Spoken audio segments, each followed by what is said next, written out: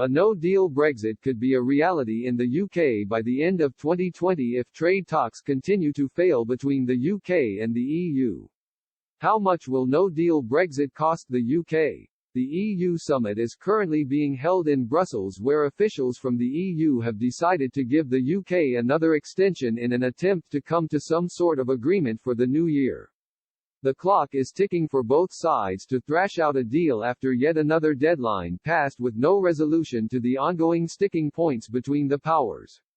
The UK formally left the European Union at the end of January but will stay under the bloc's rules until the end 2020, as the two sides try to hammer out permanent arrangements on everything from fisheries to finance.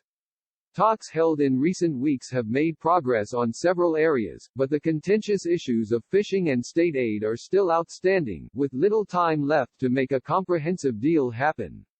Despite October 15 being Boris Johnson's self-made deadline, meetings this week have failed to conclude on a deal.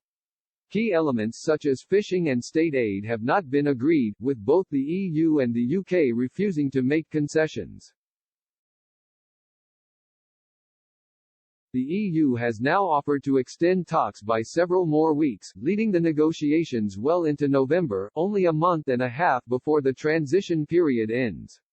The EU's chief negotiator Michel Barnier said the EU was ready to accelerate talks from Monday for the 2 or 3 weeks that remain before us. The Prime Minister has responded to the EU's offering, saying, "From the outset we were totally clear that we wanted nothing more complicated than a Canada-style relationship based on friendship and free trade. To judge by the latest EU summit in Brussels, that won't work for our EU partners. They want the continued ability to control our legislative freedom, our fisheries in a way that is completely unacceptable to an independent country. And since we have only 10 weeks until the end of the transition period on January 1, I have to make judgment about the likely outcome and get us ready."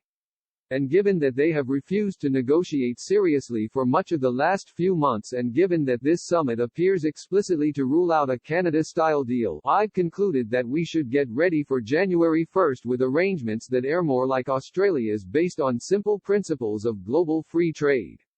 While it currently looks likely both sides will agree to extend the talks for several more weeks following an offer from the EU made today, a no-deal Brexit is still a likely scenario. Compounded with the horrific economic effects of the coronavirus pandemic, the UK is looking at a difficult road ahead throughout the new year.